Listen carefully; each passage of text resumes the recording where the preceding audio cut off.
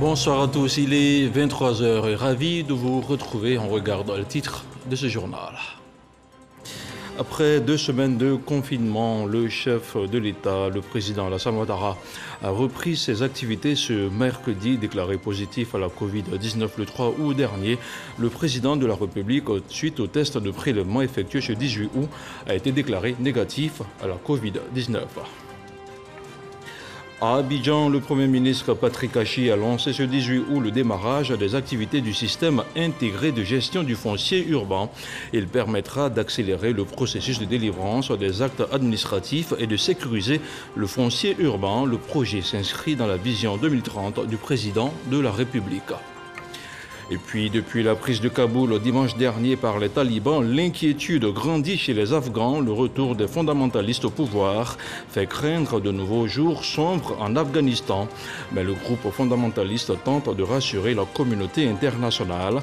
La rédaction de RTI 1 revient sur la crise en Afghanistan. On en parle dans cette édition.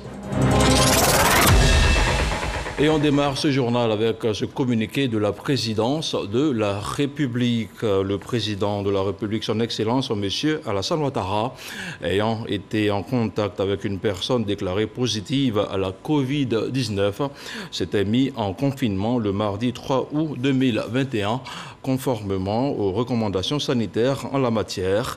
Les tests effectués lors de ce confinement ont révélé une infection à la Covid-19 qui a fait l'objet d'un suivi par les équipes médicales. Le test de contrôle effectué ce mercredi 18 août 2021 s'étant révélé négatif à la Covid-19, le président de la République reprend ses activités.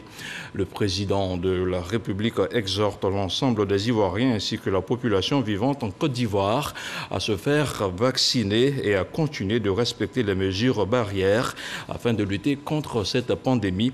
Fait à Abidjan le mercredi 18 août 2021, le ministre secrétaire général de la présidence de la République, Abdourahmane Cissé.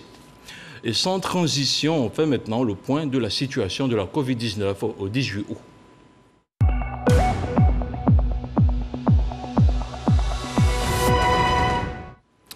Le ministère de la Santé, de l'Hygiène publique et de la couverture maladie universelle a enregistré ce mercredi 253 nouveaux cas de Covid-19 sur 4241 échantillons prélevés, soit 6% de cas positifs, 192 guéris et 4 décès malheureusement. À la date du 18 août 2021, la Côte d'Ivoire compte donc 52 836 cas confirmés, dont 51 772 personnes guéries, 369 décès et 695 cas actifs. Le nombre total d'échantillons est de 847 957. Le 17 août, 9 463 doses de vaccins contre la Covid-19 ont été administrées, soit un total de 1 246 309 doses administrées.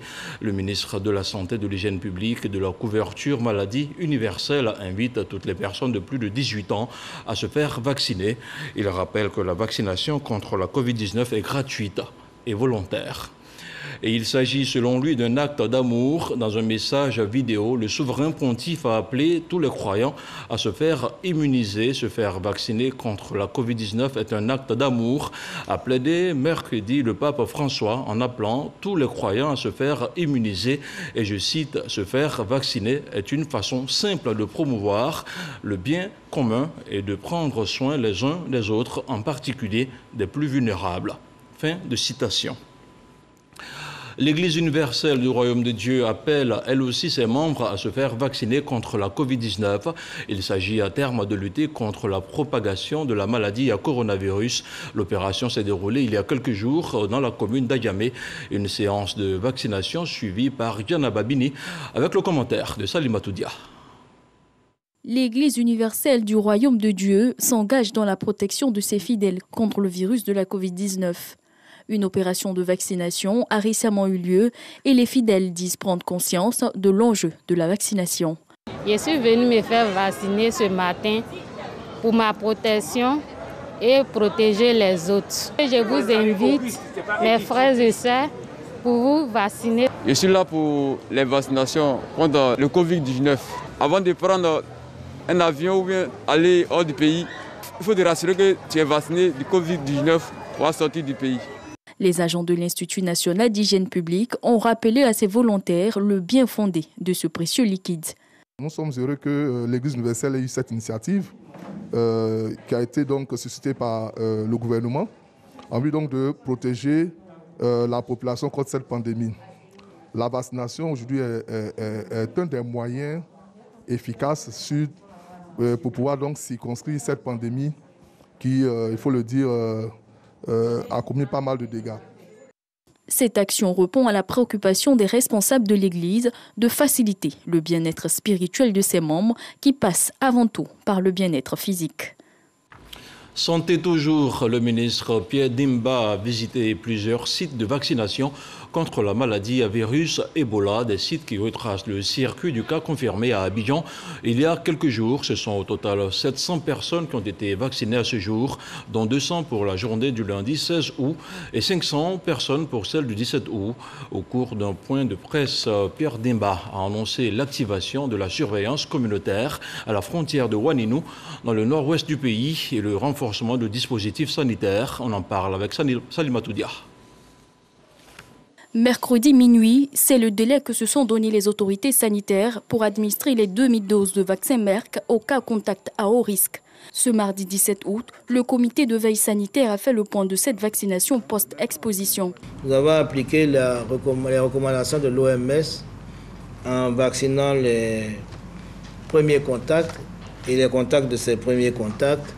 Et nous avons à ce jour vacciné 700 personnes. Affiner la riposte en adoptant une meilleure stratégie, voilà ce qui conduit le ministre Pierre Dimba à la frontière nord-ouest à Ouaninou. Pour donc revisiter les troupes, mais également donc donner plus d'instructions au personnel médical qui fait ce travail sur le terrain, leur donner donc les équipements complémentaires pour pouvoir vraiment mieux assurer cette surveillance épidémiologique. Mais également lancer la vaccination, parce que comme vous avez vu, dans son parcours, elle est passée depuis Ouaninou et il y a une partie des passagers qui est descendue en route et dispersée dans plusieurs villes de l'intérieur du pays. Donc également, donc les DD, avec leur aide DDDR, on peut identifier les communautés dans lesquelles ces personnes-là sont. Et donc il va falloir donc faire la vaccination également à ce niveau. L'Organisation mondiale de la santé ou encore UNICEF sont mobilisés aux côtés des autorités sanitaires. Ils se réjouissent de la mise en œuvre des stratégies recommandées. À partir du plan des ripostes, nous voyons que tous les piliers de ce plan sont en train d'être mis en œuvre de manière adéquate, à commencer par la première grande stratégie qui est la recherche des contacts que nous avons préconisée dès le début, et aussi la deuxième qui est la vaccination. Donc nous, partenaires, on se réjouit du fait que la vaccination a bien démarré avec ce que nous avons préconisé. D'abord, à commencer par les foyers où habitait la patiente. Ça a commencé à ce niveau et en suivant le contact de ces contacts, nous pensons que la ceinture sera faite. Couper la chaîne de contamination reste la priorité à l'heure actuelle des autorités sanitaires. Le centre de santé rural de Soba Banandji, dans la région du Ourodougou, vient d'être équipé d'une ambulance médicalisée. Le don du président de l'Assemblée nationale a été reçu par la population de la localité lundi dernier. Le donateur a exhorté la population et le personnel médical à en faire un bon usage. Alassane Koulibaly, Moussa Konaté. C'est un besoin exprimé il y a plusieurs mois. Les populations de Soba Banandji, à 15 km de Ségui, la région du Ourodougou, sont aujourd'hui dans la joie. Une ambulance médicalisée est offerte par le président de l'Assemblée nationale. Amadou Soumaoro remet les clés de l'engin au préfet de Séguila. Au nom du président de la République, son Excellence Alassane Ouattara, je vous remets ces clés de l'ambulance. Cette remise d'ambulance met ainsi fin à de nombreuses années de souffrance. Les responsables locaux de la santé expriment leur satisfaction.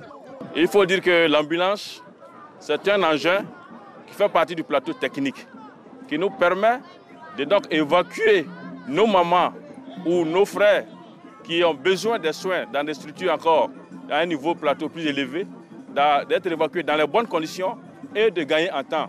Cette ambulance-là vraiment va contribuer à améliorer la santé de la population de cette localité. Et je prends la charge pour dire aux donateurs que nous ferons tout pour que cette ambulance ait une longévité. Les populations de Soba Banadji ont traduit leur reconnaissance au président de la République à travers des danses de réjouissance. Et on parle maintenant de santé animale. Un foyer de maladie de volaille a été signalé en juillet dernier à Mondoukou, dans le sud Comoé. Et pour porter la riposte au H5N1, au total 23 000 volailles d'une cinquantaine de fermes ont été abattues et enfouies. Les opérations qui ont débuté lundi dernier se poursuivent en ce moment. Le constat de Walter Amadou Attara. Après la confirmation par les services vétérinaires d'un cas de grippe aviaire à Mondoukou, dans la commune de Grand Bassam, une opération d'abattage a débuté lundi et se poursuit en ce moment. Cet abattage concerne une cinquantaine de fermes touchées par la maladie dans un rayon de 3 km. On n'a plus de poulets dans la ferme encore. Sur 14 000, c'est 4 900 et quelques. Hier, ils sont venus les abattre. L'opération est possible grâce à une sensibilisation sur les conséquences sanitaires de la grippe aviaire menée par les autorités préfectorales, sanitaires et municipales. La sensibilisation, c'est faire de la sorte que chaque chef de communauté, chaque village et chaque responsable de ferme, même les volaillers, sachent qu'il y a la maladie qui est là et qu'on fasse de la sorte que ça ne puisse pas atteindre la population. Parce que c'est une maladie qui tue, en fin de compte, quand c'est négligé. Plus de 103 000 volailles vont être abattues, même si les opérateurs du secteur vont recevoir des indemnisations après avoir dûment rempli une fiche. Les fermiers et les employés touchés directement ou indirectement restent anxieux pour la suite de leur activité. Un poussin coûte 550. Tu vas l'entretenir qu'elle va devenir un poulet là. C'est de fortes dépenses. Vous vous imaginez 2200 poulets et puis tu peux rien, c'est pas bon. Bon, ici j'emploie 2 personnes, c'est-à-dire 2 fermiers. Non, on ne peut pas les payer, il prend l'argent pour les payer. En attendant plus d'éclaircissements sur l'origine de la présente crise de grippe aviaire, les autorités travaillent en synergie pour la gestion du foyer. Les investigations sont toujours en cours. La zone est quand même entourée par des plans d'eau où beaucoup d'oiseaux migrateurs se reposent. La deuxième source aussi possible, c'est le commerce. Le Ghana, qui a fait la maladie il y a plus de 2 semaines. Et il y a le Mali, une semaine avant, qui avait fait aussi la maladie. Donc on a 2 pays limitrophes qui ont été atteints par le virus. Donc les échanges commerciaux aussi peuvent être à l'origine. Une opération d'abattage a lieu en ce moment pour abattre tous les élevages de ce foyer-là. Les opérations d'abattage ont commencé hier. Effectivement, nous étions déjà à près de 23 000 volailles abattues. 7 km autour du foyer, nous avons ce qu'on appelle la zone de surveillance. Cette zone de surveillance est mise sous surveillance pendant 21 jours. Voilà. Et si, à la fin de ces 21 jours, nous n'avons plus aucun cas de maladie, alors le préfet pourra lever l'arrêté portant déclaration de la maladie. Toutes les procédures de police sanitaire qui permettent d'éteindre le foyer sont en cours. Et tout se passe bien. La Côte d'Ivoire a déjà été affectée par la grippe aviaire en 2006, 2015 et 2017. La grippe aviaire est une maladie virale qui sévit chez les oiseaux. La transmission du virus se fait de l'animal à l'homme. Les fermiers et les cuisiniers qui manipulent l'animal contaminé sont les plus exposés. Je vous le disais en titre, le Premier ministre Patrick Achi a procédé ce mercredi à l'inauguration du centre de production du projet de simplification et de transformation digitale du foncier urbain de Côte d'Ivoire. Ce projet initié par le ministère de la Construction, du Logement et de l'Urbanisme vise à accélérer le processus de délivrance des actes administratifs, en particulier l'arrêté de concession définitive, l'ACD, le compte-rendu de Cheikh Koné. Grâce à ce centre de production flambant neuf d'une cinquantaine de bureaux situés en plein cœur de la cité administrative du plateau, l'usager pourra faire la demande de ses actes en ligne en un seul clic. Mieux, il pourra s'informer en temps réel de l'évolution de sa demande d'actes administratifs. Une première en Côte d'Ivoire. Accompagné de plusieurs membres du gouvernement, le Premier ministre Patrick Achi a inauguré ce centre, vitrine du projet de simplification et de sécurisation de la chaîne foncière, porté par le gouvernement. Ce projet est justifié par les longs délais de traitement de l'ACD, dans certains cas jusqu'à plusieurs années.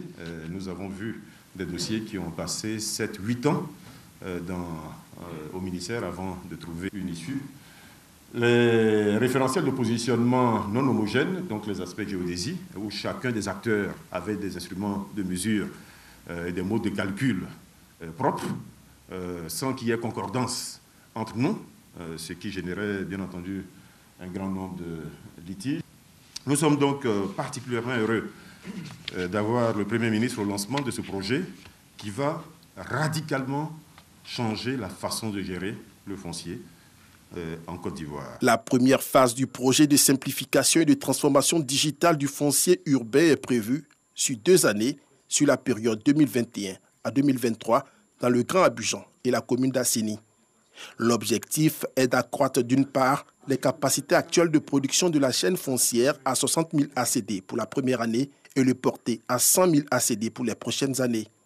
Et d'autre part, aboutir à un traitement tout numérique des demandes d'actes grâce à une technologie de sécurité informatique dénommée blockchain. Le Premier ministre s'est félicité de ce projet qu'il a jugé important pour le citoyen ivoirien. Toutes ces questions-là, aujourd'hui, avec le projet qui est en cours, qui démarre maintenant, vont connaître d'ici 1 à 2 ans une fin. On aura donc la capacité d'accéder à des évolutions de l'information sur le processus d'acquisition d'un titre, c'est-à-dire quelqu'un qui décide d'acquérir un terrain ou d'acquérir un bien immobilier peut directement sur l'écran voir l'évolution, je dirais, étape par étape de ce processus d'acquisition, mais surtout ça va se faire dans un délai extrêmement court. Le projet de simplification et de transformation digitale du foncier urbain est financé par un prêt d'environ 15 milliards de francs CFA par l'État français. C'est une initiative du ministère de la Construction, du Logement et de l'Urbanisme en collaboration avec le ministère du Budget et du portefeuille de l'État. Ce centre de production qui marque le démarrage des activités du projet va créer à terme plus de 300 emplois.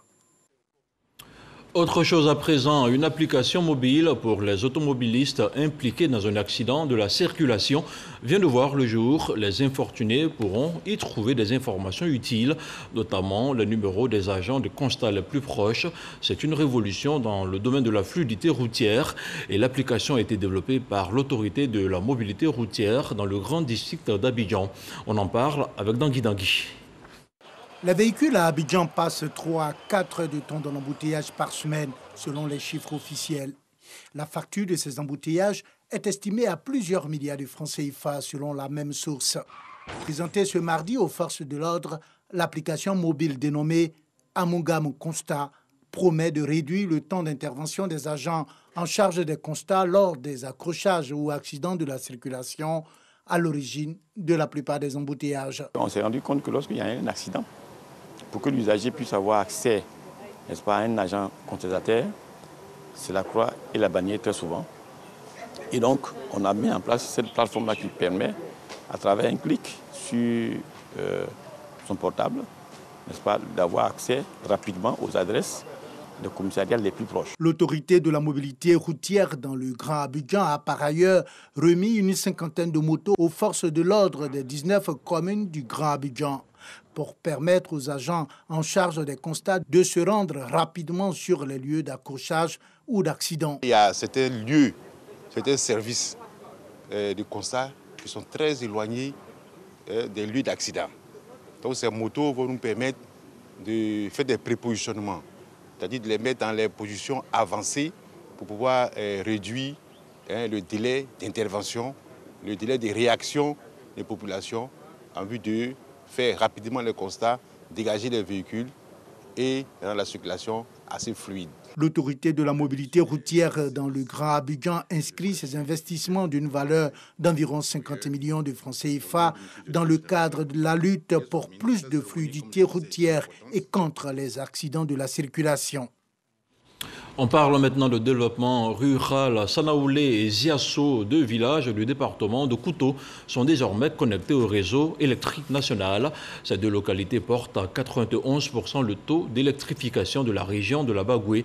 C'est le ministre de la Construction, du Logement et de l'Urbanisme qui a procédé à la mise sous tension des 2 agglomérations. C'était samedi dernier et c'est une correspondance de Léon Pro. Effervescence rythmée d'hommage au président Alassane Ouattara à Ziasso, département de Kouto. À l'origine, l'avènement de l'électricité à travers cette mise sous tension du village par le ministre Bruno Nabagné-Koné. Pour les 3000 âmes, en effet, en plus de les sorties de l'obscurité, le courant vient déclencher le développement de leur localité. À part du courant, on peut faire du commerce. Aujourd'hui, on vend l'eau glacée à Ziasso, on vend la glace à Ziasso. C'est déjà un atout. Et beaucoup de choses aujourd'hui se font avec l'électricité. On ne fait que remercier le président Alassane Ouattara parce que son programme de gouvernement, c'était pour 500 âmes, il faut du courant. Nous sentons aujourd'hui les actions du président Alassane Ouattara.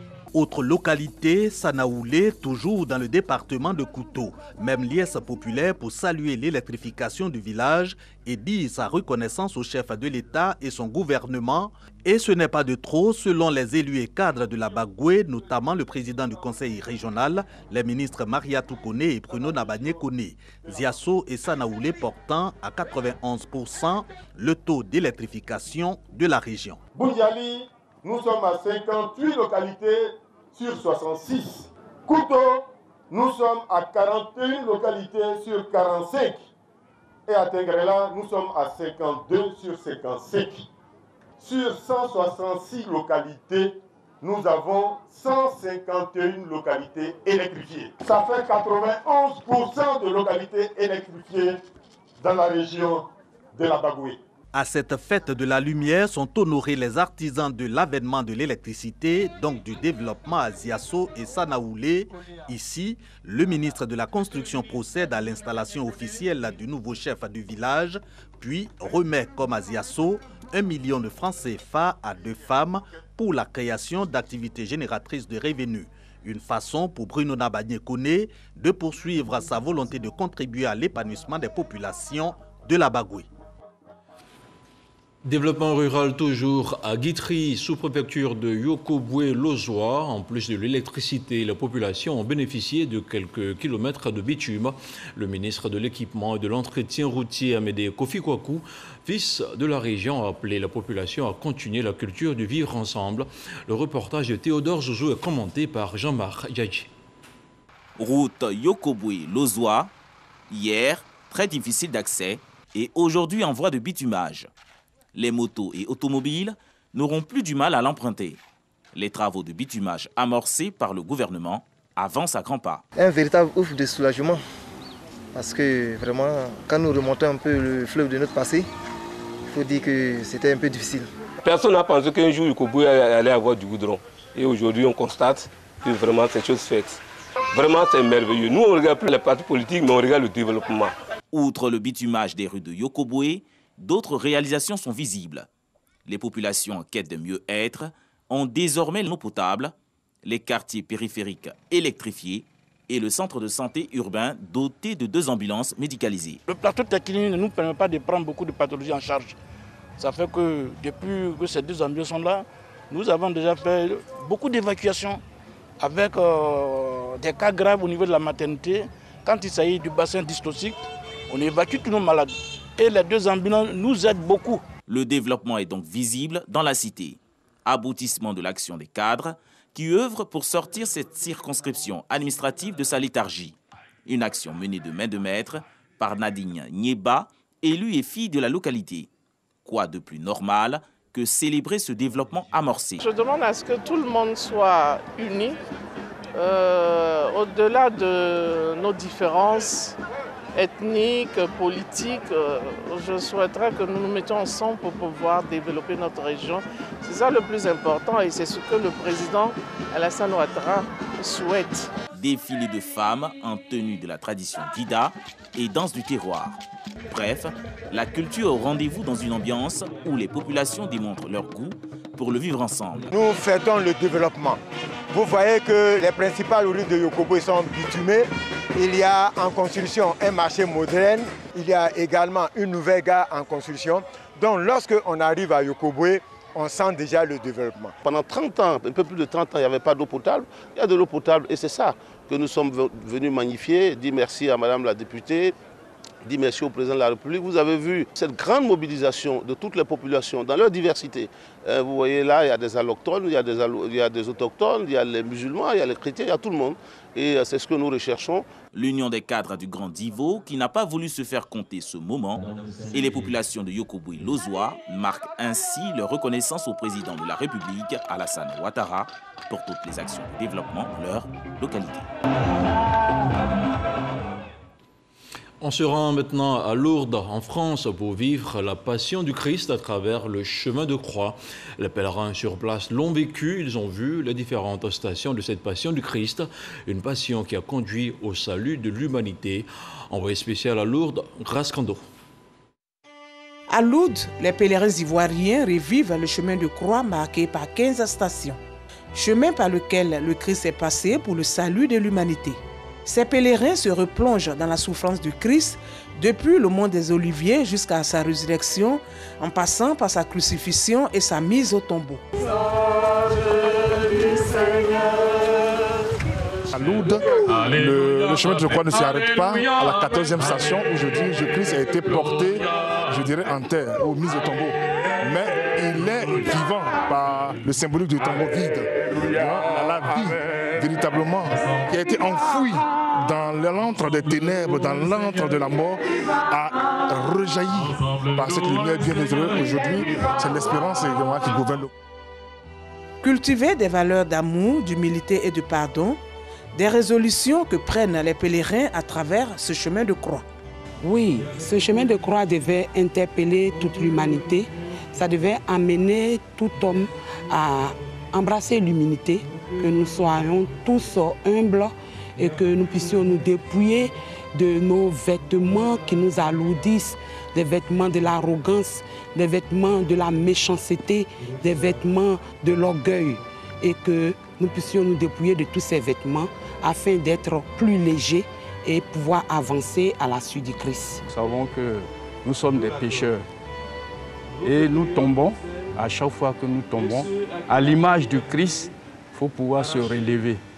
Il faut pouvoir souffrir cette passion, suivre le chemin du Christ pour nous racheter. La vie du Christ doit être un modèle pour nous.